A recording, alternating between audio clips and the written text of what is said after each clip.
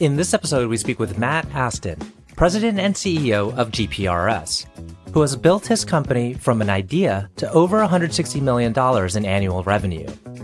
GPRS, or Ground Penetrating Radar Systems, is the nation's largest company specializing in the detection of underground utilities, video pipe inspection, and the scanning of concrete structures. Matt founded GPRS in 2001, and the company has grown to be a great success in its market. Its 99.8% plus accuracy rating on over 250,000 projects leads the industry. The company has worked on some of the largest and most significant construction projects in the country. GPRS is backed by CIVC Partners. I'm your host, RJ Lumba. We hope you enjoy the show. If you like the episode, click to subscribe. RJ Lumba is the Executive Chairman of Market Insight Media and the Managing Partner of GrowthCap. He is the host of Great Entrepreneurs, a podcast for driven entrepreneurs and business owners. Our podcast covers all topics related to the entrepreneurial journey, from ideation to execution to optimization and to reaping the rewards of a well-run business. In the minutes ahead, we'll share with you unique insights and tactics from some of today's most accomplished and inspiring entrepreneurs. Matt, thank you so much for taking the time to chat with us today. It's a delight to be with you. Yeah, I'm glad to be with you as well. Thank you for the opportunity. Excited to chat and hear about your journey. You're a big company now, several hundred people, doing extremely well in your particular niche and expertise. Maybe what we could do is first kick off with, for the benefit of our audience, what GPRS does. Yeah, so just one thing before I tell you, we don't like to be referred to as a big company. Okay. What we like to be referred to as the biggest small company that you can be. That's just part of our culture. Yeah, we have almost 800 people now, but we do not want to operate as a big company. We just don't like the red tape and the bureaucracy and the inefficiency that comes with that. So we like to think of ourselves as a much bigger, small company. That's just an important piece of who we are. So Excellent. Got it. But yeah, relative to what we do, GPRS, we really serve the construction industry, construction and facilities.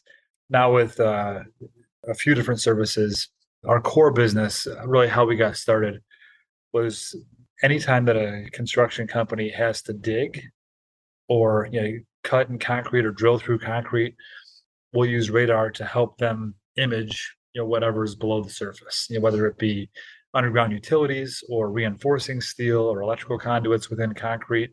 That's about 70% of our business.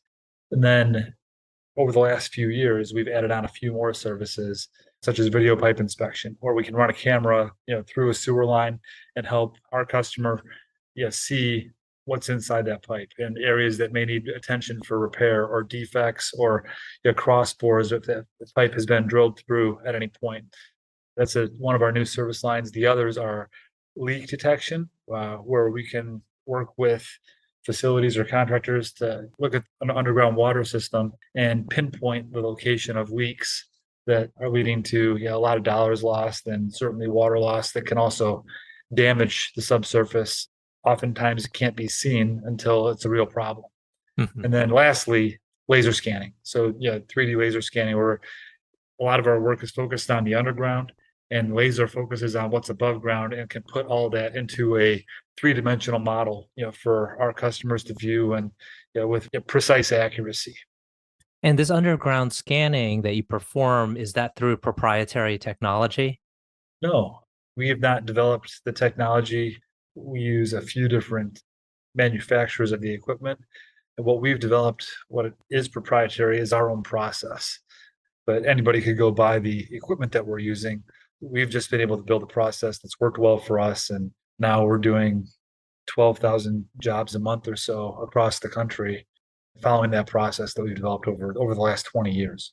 And how did you get into this? And I'll go back, this is probably going back over 2 decades, but how did you first get into this business? Yeah, so that's a good story. I went to college for corporate finance, and I was a financial analyst for Dana Commercial Credit, which was a wholly owned subsidiary of Dana Corporation. And I just realized that at 24 years old, I realized that the corporate world was not for me. I didn't want to be part of that big company. And ever since I was a small child, my dad had his own business, and it was concrete cutting. So I remember him coming home when I was a small kid, and he'd be dirty. I mean, he was out on site, having cut concrete all day. And his business grew, and they got to the point where they had over 100 trucks in the field, and he grew the business. And I talked to him when I was at Dana. I talked to him about coming into business with him. And at first he said, Matt, that'd be great. I'd love to have you come work with me. But then about a week later, he came back to me and said, I think this is wrong. I think you should really do something on your own. And I was a little irritated at first, but it was one of the biggest favors that he ever did for me. It was kind of pushed me to do something on my own. And I talked to him. He gave me some ideas. He gave me a magazine, and in that magazine, there was an advertisement for this ground penetrating radar. And I knew we could build a business off that. As I helped on his concrete cutting jobs when I was younger, it seemed inevitable that if we were cutting concrete, we were going to cut through electrical or something else that was not planned, that was not foreseen, and it always caused chaos on the job site. There would be emergency repairs and shutdowns, and remembering some of those events, thought, okay, if we can help solve this problem here, we could create a really good business out of this. Hmm. And so has your dad kind of served as a coach along the way, particularly in those early years as you were trying to think through how to set up the business and get going? The best coach anybody could ask for. One of the things that he did really well was he let me make mistakes. He was ready and willing to give advice whenever I went to him.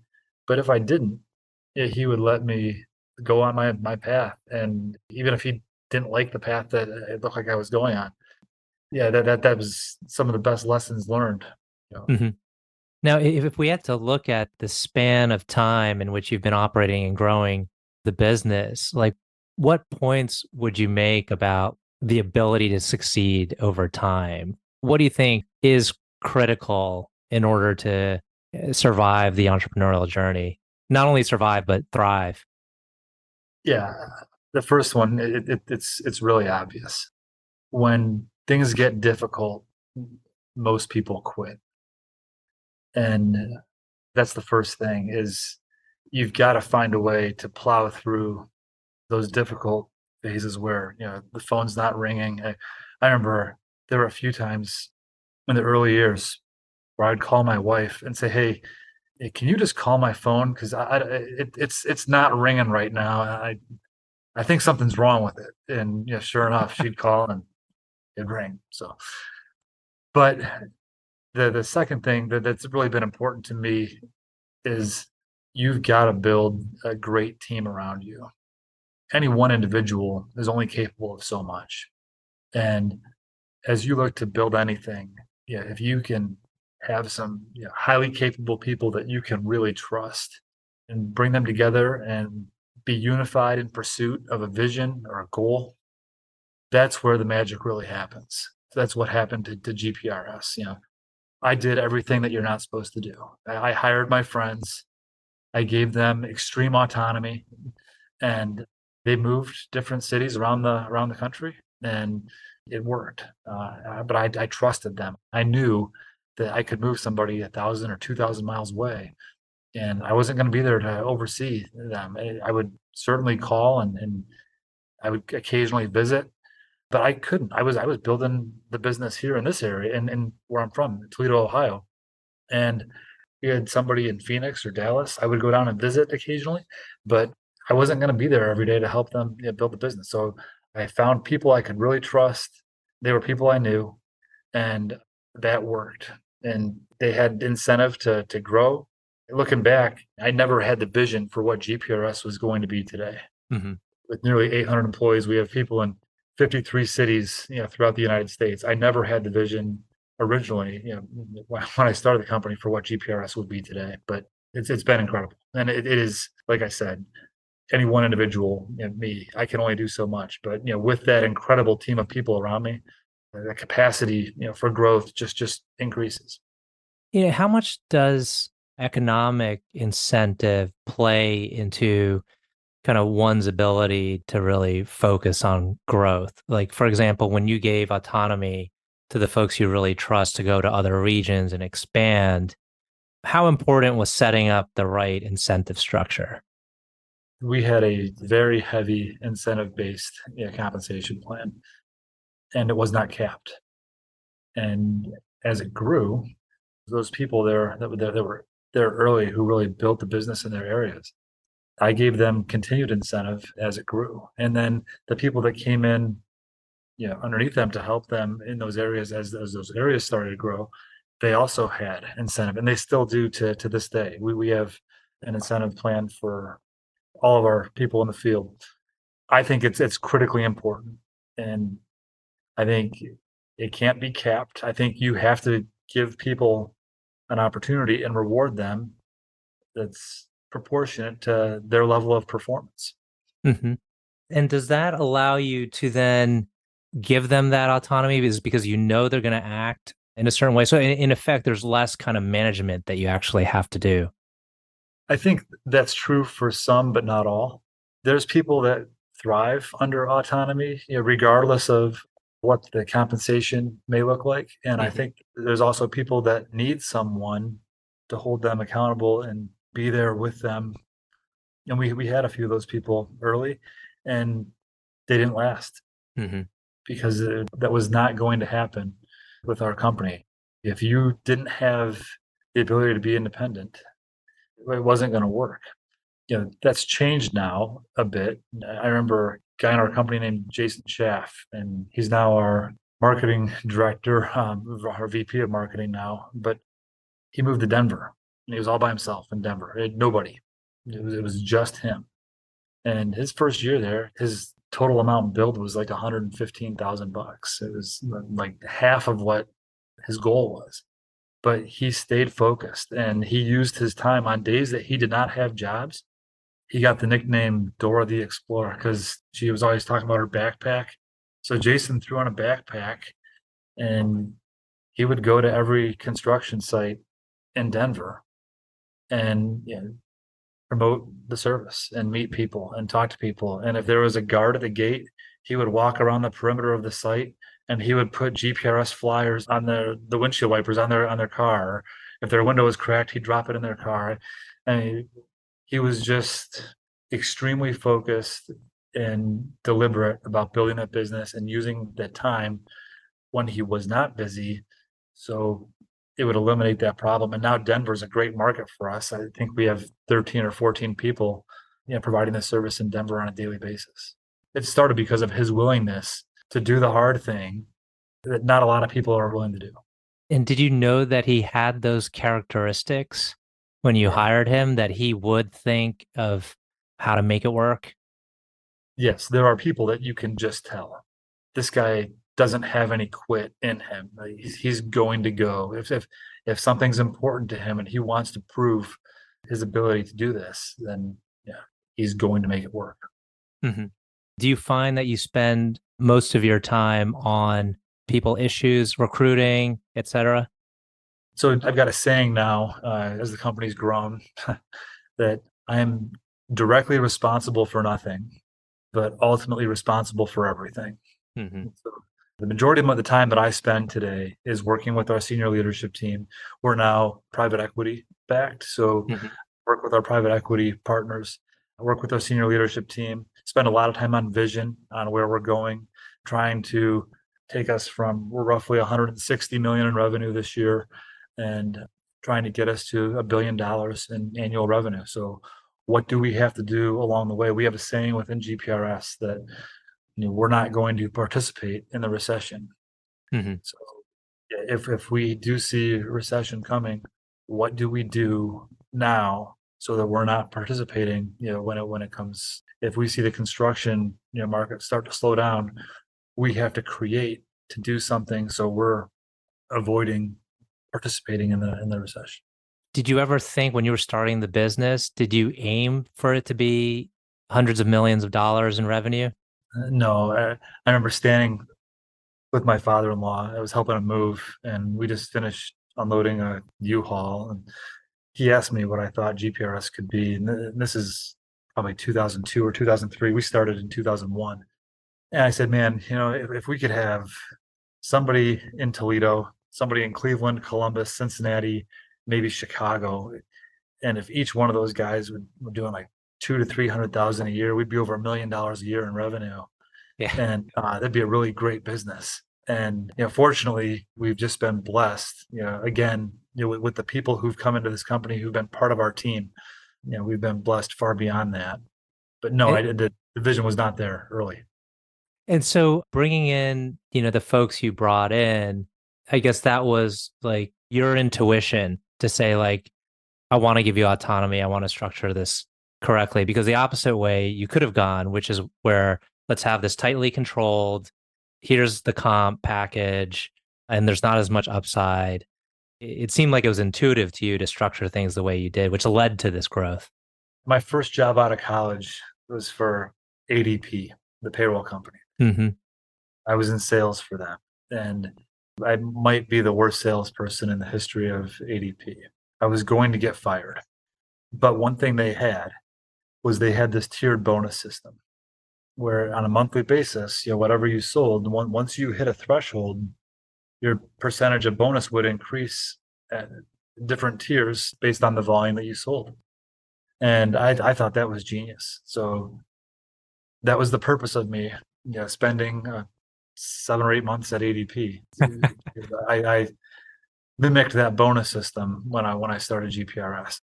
I can say with 100% certainty that we would not be the same company today if we didn't have the incentives that were put in place early, and if the autonomy was not given early. It was never a struggle for me.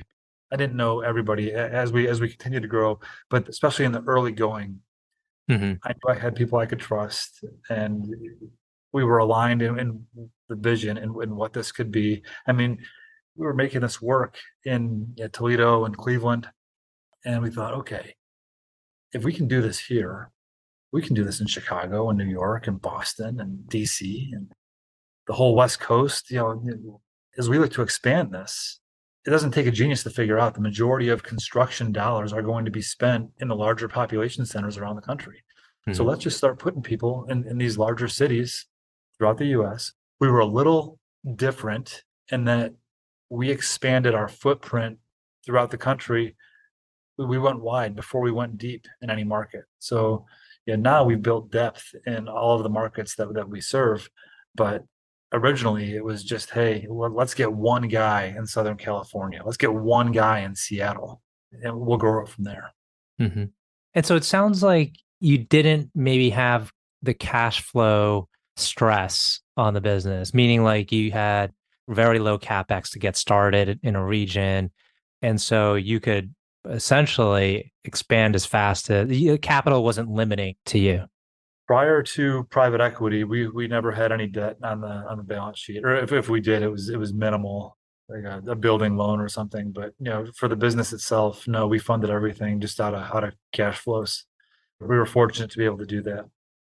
Right. So it was basically if you could afford or if you had the cash flow at the time for a given person's base salary, then you were good to go. There were a few times that I skipped myself on payroll. Nobody else ever got skipped.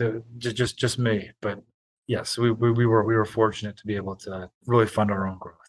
How long did it take before you really said like, okay, this is working and we can press on the gas? So people ask a lot, what are some of the regrets? What if I could do things over? What would I do differently? And that's one of them. I think I would have been a little more aggressive early on. It probably took 10 or 12 markets so let's say we were probably 12 markets after 9 years in business. I came out of the field in 2007 to focus really on growth, and we had about 5 markets in 2007. But once we got to 2010 or so, and we had maybe 10 or 12 markets in place, it was just working in every market we were in. I mean, every market, every month, revenues were greater than expenses. Mm-hmm. At that point, I kind of said, duh. If this is working in 10 or 12, let's just go do this. I mean, let's build the national model and become a fully national company. And was that like 5 years in, 7 years in? So I would say 5 years in from intentionality. The first 5 years of the company, I questioned the long-term viability of the business almost on a daily basis. And that was really just practice for me. The first 5 years, I was 24 when I started GPRS. And I spent about the first 5 years in the field. And there were a few other people in the company. But 5 years in, I think there were only five of us. Mm-hmm. So then I came out of the field and started focusing more on growth. And we hired people and put them in the new cities. And then probably after about 5 years of me coming out of the field is when we said, "Hey, let's go. Let's really do this and go big." And yeah, so that was probably 2012. Mm-hmm. What's been your success rate in hiring the right people? We've done very well. I would say our turnover, I think it's low teens, per year. With 800 people, that's so we might be losing 100 a year. But what we've done extremely well is we've kept the core of the company together. Managers, leaders, there's some people that come and go, but we've done an exceptional job keeping the core of the company together. And as that core becomes larger and larger, that's what's really driven the growth, especially over the last 5 years. And we've gone from end of 2017, we sold to private equity. We were about 40 million in revenue. So from the end of 2017 to here we are today, end of 2023, we've gone 4 times growth in the last 6 years. And was that because you had the capital backing you? Yeah, a few reasons. It was like putting nitrous fuel in our engine, for the growth. I mean, if it took us 16 years to grow from 0 to 40 million, and then it's taken 6 to grow from 40 to 160. Mm-hmm. Our first private equity sponsor is a Chicago-based firm, CIVC Partners, and they taught us how to do M&A. Mm-hmm. We could go out and acquire a competitor, grow the business, and eliminate a strong competitor in a market at the same time. So in the last 6 years, we've completed 9 acquisitions. Mm-hmm. Not only have we grown the business that way, but we have added some incredible people Mm-hmm. through those acquisitions as well. When you were referring to the core team, how many people was that in the beginning? Say maybe like the first decade of the business. Was it like 4 key people? Was it much bigger? Was it like a dozen? Originally, we had 8 regions, throughout the country, and each region had a regional director. And all those 8 regional directors are still here today. And Fantastic. yeah, it's just a great story and just a great ride. Well, we're coming up on time. I like to end with 2 quick questions. One is, can you tell us about a person, and you might have already told us about this person, who's had a profound influence on you? Yeah, so there's several. Yeah, the one recently, a few years ago. So I'm part of this men's workout group called F3, Fitness, Fellowship, and Faith, and we meet always outside, and that doesn't matter if it's 4 degrees or if it's 80 degrees. We're meeting outside at 5:30 in the morning. So a few years ago, one of my friends came into my office and said, "Hey, do you think you could get a group of guys together, like a group of 15 or 16 guys, to go through a 30-hour Hell Week program put on by a couple of Navy SEALs?" And thought about it for a minute and said, yeah, we could do that. So we did. This was in 2019. So we went through the 30-hour program, and I had not met the 2 SEALs before, but one of those was Commander Mark McGinnis. And he and I have become good friends. He's now on our board. Mm-hmm. And one of the things that he's helped me realize over the last few years through spending time with him and just talking with him is how limited our view of our own ability is. We are so much more capable than what we realize, than what we give ourselves credit for. And if we just push, if we're willing to push and be uncomfortable, we can raise our performance from average to elite And that's one of the messages that we've been kind of pushing through GPRS. And Mark McGinnis has been a tremendous influence on me over the last few years for sure. Is that part of the 3F? No, fitness, fellowship, faith. Mark has come to a few F3 workouts with me. Yeah, but F3, yeah. The guys that I took with me to that 30-hour Hell Week program, they were from my F3 group here in Okay. How tough was that 30-hour Hell Week? So it was tough. I'm not going to give any details on what we did because Okay. that'd be wrong to do. It would eliminate that surprise for anybody who's not done it. But it was tough. I would say as mentally tough as physically. But that element of uncertainty, not knowing what's coming next, I think that's where the real magic comes from in that program. We've actually sent 4 groups from GPRS through it since I went through it with those F3 guys back in 2019. Amazing. Okay, last question. Can you tell us about a charity, cause, or other endeavor that you're passionate about? Yeah, I'd be glad to. So last September, we brought Jim Trussell in to speak to our leadership summit within GPRS. And he asked me, he and I were talking. Jim Trussell is the coach, for anybody who doesn't know. He was the coach of Ohio State football from 2000-ish until about 2010 or 12. And so he asked me if he could make this connection. He and I were talking about family and background and kids. And I told him about my kids and he asked about their school. So he asked me if he could introduce me to somebody who played for him on the 2002 Ohio State National Championship team. So Joel Penton started this program called LifeWise Academy. And what LifeWise Academy does is there's a rule that not a lot of people know about. From 1952, the Supreme Court allows children to be released from school during school hours to hear about the Bible. So LifeWise, they started their program in 2019, and their goal is to be in 25 schools by 2025. And that's what they do. They teach the Bible to public school students during school hours. It's got to be privately funded. It's got to be held off school grounds, and the parents have to sign off on a release form. But their goal is to be in 25 schools by 2025. This year, as we start the 23-24 school year, LifeWise is now in 300 schools. Wow. And 30,000 kids per week are hearing about God and Jesus through their ministry. And that is the ministry that I am passionate about building right now. Excellent. Well, one, just to add on to that, it seems like faith is a big part of your life. How has it played into business? I'm glad you asked. We've been extremely blessed at GPRS. Like I said earlier, this has gone far beyond what I ever would have expected it to. And so you think about why, why does that happen? And I know that it's not just for the enrichment of the Aston family. Mm-hmm. So I think there's a bigger purpose there. And I think that I've been given an opportunity, a platform to live out that example that we're called to in 1 Peter. 1 Peter 2:21, that's the verse that I tend to live by. Because Christ suffered for you, that you should follow it as an example in his steps. So that I try to live that out on a daily basis. And certainly fall short sometimes, but also look for those opportunities to be that example and try to have some influence on the eternal significance for sure.